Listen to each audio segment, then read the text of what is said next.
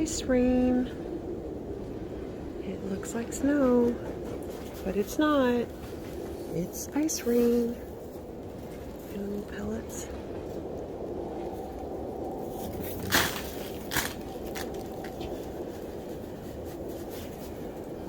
Here in Texas, at the end of January in Texas.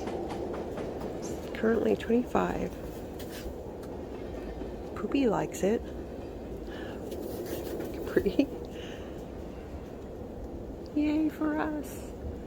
This is all going to melt into a sheet of ice and make for very dangerous driving. I'm so glad I have the next couple of days off. Fun, fun, fun.